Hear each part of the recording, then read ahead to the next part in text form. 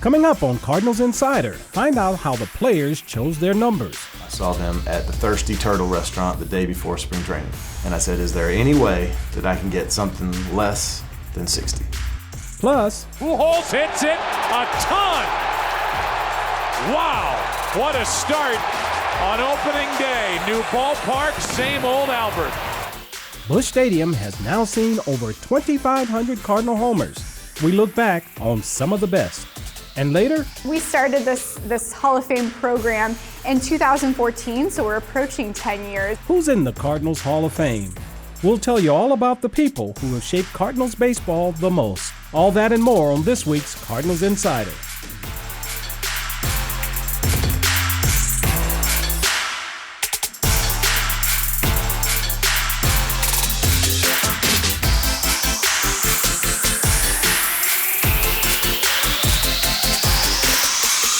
Welcome to Cardinals Insider. I'm Ozzie Smith.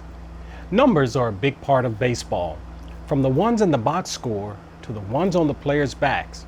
We start this episode with those uniform numbers, and here's how a few of your favorite Cardinals got theirs.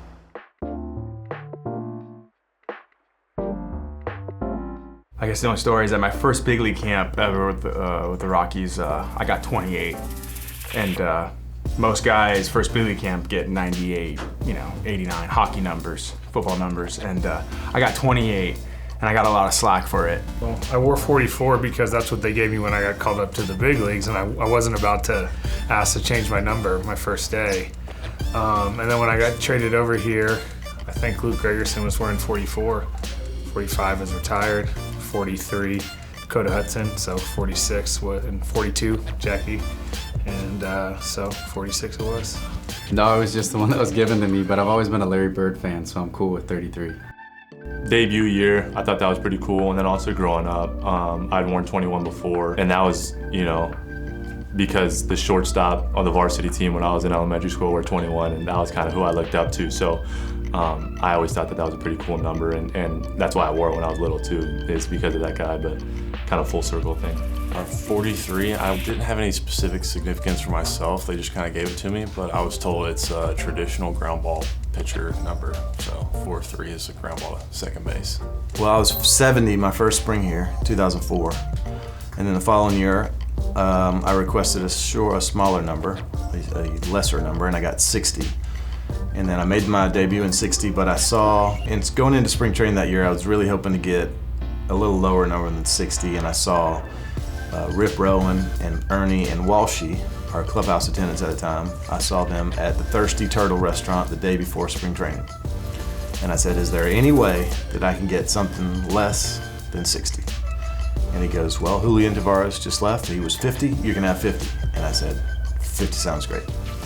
And then that year we won the World Series. I get to the last pitch, and so there's no going back from 50. I love 50 now.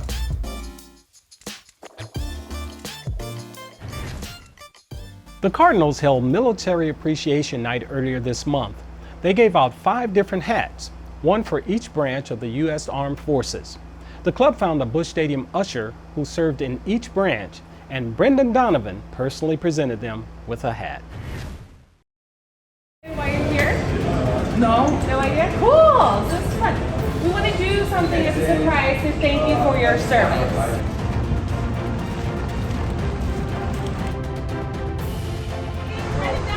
How you doing? I'm Brendan. I got a signed baseball for each of you as well. Thank you for your service. Thank you so much. Thank you for your Really service. appreciate it. Thank you for your service. Thank you for your service. Thank you for your service. Straight ahead on Cardinals Insider, look back at some of the biggest homers in Busch III's history. Holiday out to deep right. Yes, yes, yes! He did it! That's in just a minute.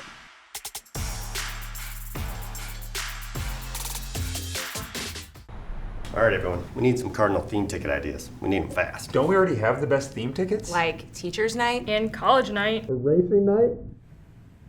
It's all on cardinals.com/theme. This whole meeting could have been a letter. On July 19th, Nolan Gorman hit a first-inning home run against Miami. It was the 2,500th regular season homer by the Cardinals here at Busch. Here's a look back at some of the most memorable big flies in this stadium's history. Swing, fly ball center. Myers on his horse. Track wall, it's gone! 3-run homer for Gorman. Pujols hits it a ton. Wow, what a start on opening day. New ballpark, same old Albert. That put a little charge in these fans. Uh-oh, deep one, left field. Oh, he knocked out the eye in Big Mac land. He knocked it out.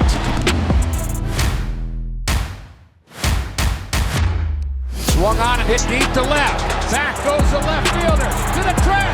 And Albert Pujols has won this game. This ball hit deep to left. It's got a chance. Albert does it again. Back-to-back days.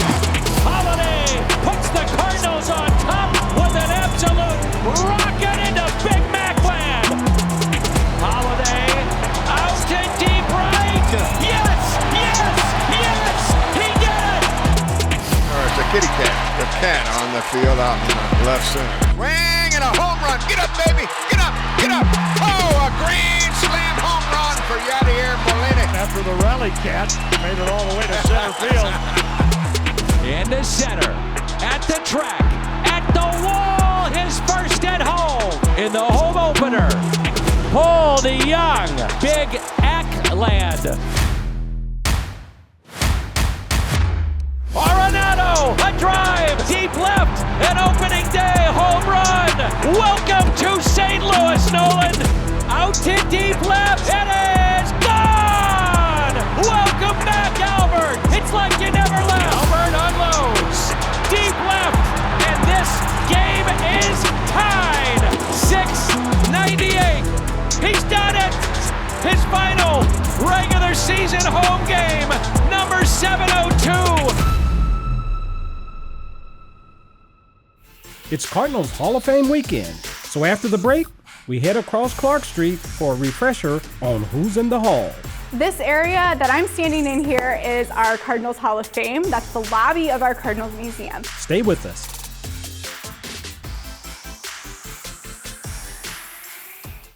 Tommy, good game today. Tell me, how did you become such a great switch hitter? Saw you once in high school.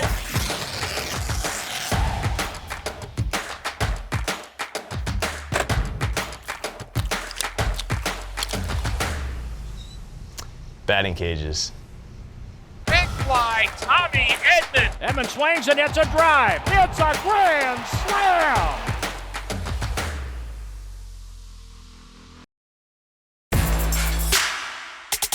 The Cardinals have one of the longest and richest histories in pro sports, meaning the people in the club's Hall of Fame shaped the franchise and the game at large.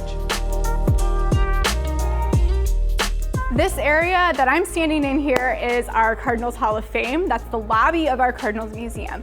We started this Hall of Fame program in 2014, so we're approaching 10 years of Cardinals inductees into the Hall of Fame.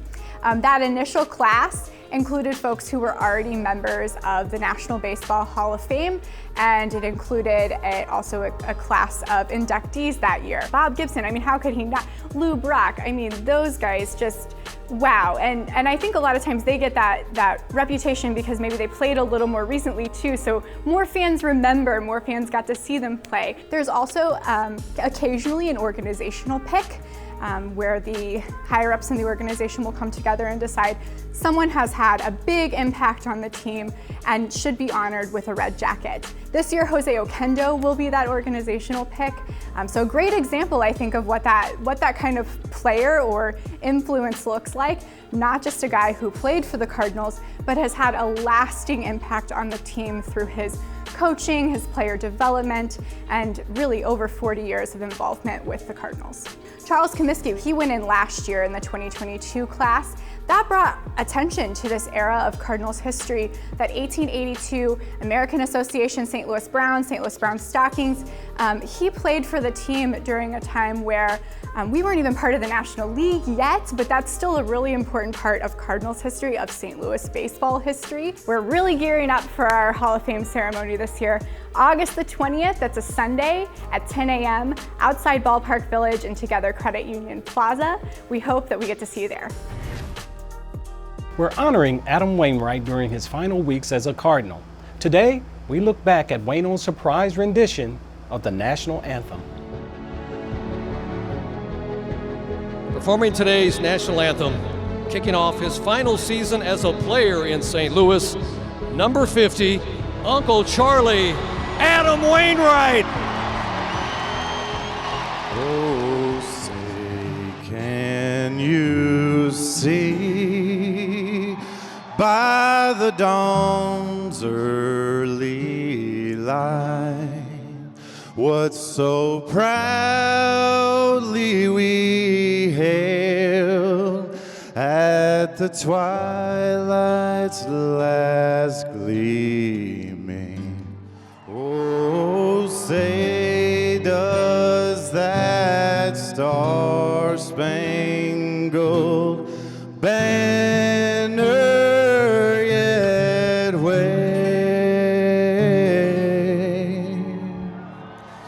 o'er the land of the free and the home of the brave?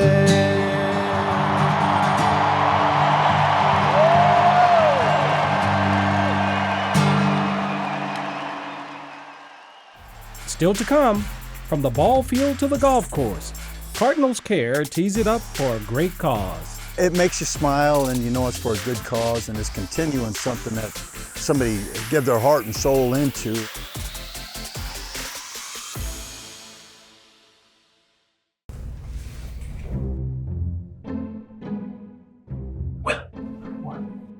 You're in the club.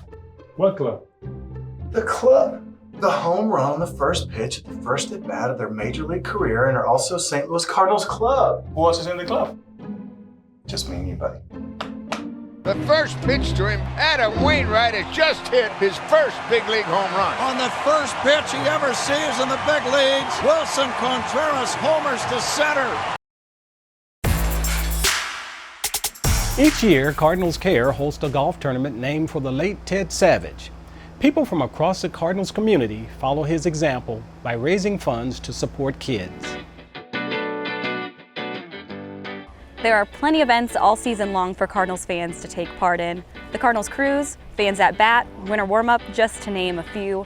But one of my favorite events has to be the Ted Savage Cardinals Care Classic. Teddy started this tournament a long time ago, 30 years ago. He started it as a way to raise money to give to the RBI program. All of the funding will go to Cardinals Care specifically for RBI. We are a partner of the Cardinals. The Cardinals actually helped us out quite a bit in the past, bringing a lot of our PGA Tour champions to the game during our Ascension Charity Classic Tournament Week. Obviously, Cardinals Care does a lot of great things, and so we wanted to be a part of that. Excited to see a lot of the players that I've watched for years, going to Cardinals games, watching on TV, and just the camaraderie that they show with all of us sort of amateurs here. They're always very gracious with their time and talking to everybody here. Teddy was great.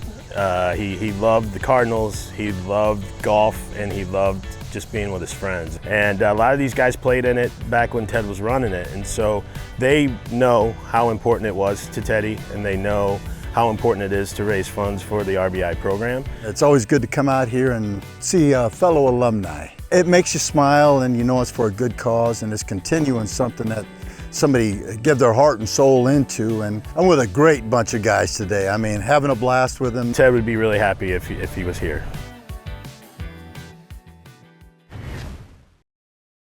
Baseball is a marathon, but a season is composed of singular moments. Missouri artist Kyle Taylor captures those moments and the men who live them. Here's more. My name is Kyle Taylor. I'm an artist and I specialize in painting professional athletes. I downloaded Instagram and found out that these guys are accessible, and also you start to find out their other interests. You know, they don't just post highlights of themselves, they post what they're into, which a lot of it's fashion, shoes. Some of these guys were into art. And I was like, I love baseball, I love art, why not? Why can't we join these two worlds together? With as busy as these guys are, if you get 5 minutes out of their day, that says a lot. You know, they don't have to do that. They easily could say no because they really do have things to do. I say that I could have been born anywhere in the world, but luckily enough I was born in Southeast Missouri, you know, Cardinal country. Thankfully my whole life has been nothing but Cardinal baseball, competitive baseball, victories. It's just ingrained in your childhood, and I think anybody that likes baseball in Cardinal Nation, you have an affinity for it. So I see people's faces in shadows, and I usually just draw outlines of shadows, how they come across the face. I've likened it a little bit to stained glass. You're trying to make shapes out of a face, you know, the same way you would take different shades or colors, and just make them pop as much as you can, as much contrast as you can. Our faces are natural tones, but somehow making yellows and blues work, it catches the eye. Kyle Taylor Portraits on Instagram. We also have a digital portfolio, a little bit more professional images on KyleTaylorPortraits.com.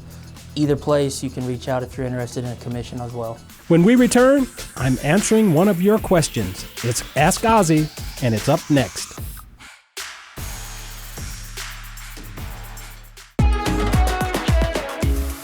No place takes you in depth with the Cardinals like our YouTube channel. Get to know the players, come along for one-of-a-kind experiences, and hang out with personalities from across Cardinals Nation. Plus, we capture the days and moments that make Cardinals baseball so special.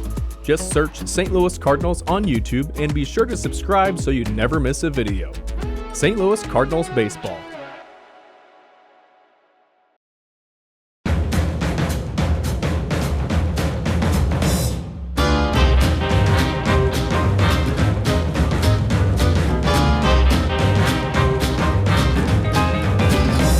It's time for this week's Ask Ozzy. Gene in Cuba, Missouri asked, how many uniforms did you have and who launders them?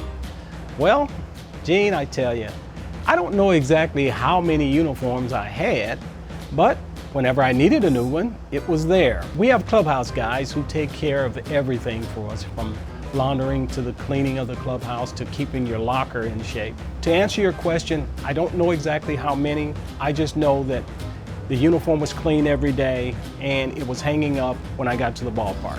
No, we didn't all have the same shoe. You know, there were 4 or 5 different shoe companies, you know, so everybody had to work their own deal as far as shoes was concerned. So we didn't have the same problem as deciding what shoes we were going to wear as the guys do today. Thanks for the question, Gene. If you want to submit a question, head on over to cardinals.com/insider and click the Ask Ozzy tab. But for now, don't go anywhere. There's more Cardinals Insider after the break.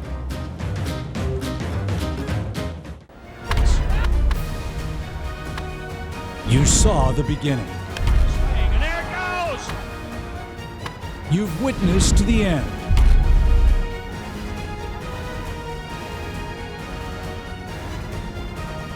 Now relive the magic.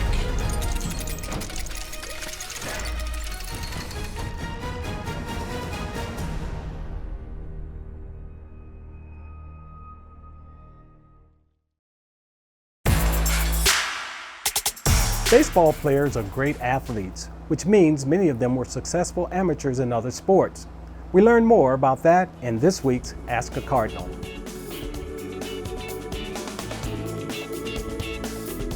This offseason, I got my golf score down to an 80. Does that count? I don't know, maybe played football in 7th grade or something, scoring some touchdowns, so. Running back, quarterback? I played running back one year, I played quarterback the next year. Basketball sub-state, I guess, in high school. That was about it. Not really on any sort of big stage, but I played sand volleyball in middle school for a little bit, me and my buddy, and we would play against the 18 and up groups, and we won like 9 weekends in a row. I'm pretty good at golf. I'm like decent, I guess. Yeah, I can hold my own and not embarrass myself most days. I'm an okay basketball player. I'm pretty good at tennis, and I'm excited to try my hand at pickleball. I played water polo my freshman, sophomore year of high school, and I like to think I was a decent water polo player, but before that I was a competitive swimmer. In San Diego, I won the 10 and under Junior Olympics for swimming in San Diego. I cleared 8 feet in pole vault when I was in 7th grade. I played basketball, played football, but pole vault was probably one of the hardest sports I had to do. 8 feet is nothing crazy, but for me, that was something special for me. I mean, I think it goes back to high school football. Player of the week a couple times before I had a couple injuries, but it's on pace to, I think, be All-State, but I ended up getting hurt. So I'd say player of the week a couple times in football. What did you play, what position? Linebacker. Going undefeated in 4th grade basketball, I think we beat my buddy's team who was undefeated as well going into the championship. I played soccer growing up, and I could have, had a couple offers for soccer at high school, but once I found out I was already committed for baseball, I kind of shut it down really quick. And we were really good. In high school, we were ranked in the country, I think top 10 in the country 2 years in a row. So my Little League basketball team used to win the championship all the time. My sister and brother and I, we all won like swimming competitions when we were little. So I think non-baseball sports accomplishment, there's not a lot of them, but those are the ones I can think of for sure. Non-baseball. I feel like everything I did was baseball. I have straight A's, I don't know. Nerd. That's it for this episode. You can always catch us online at cardinals.com/insider or watch full episodes on YouTube. Thanks for joining me, and I'll see you right back here next week.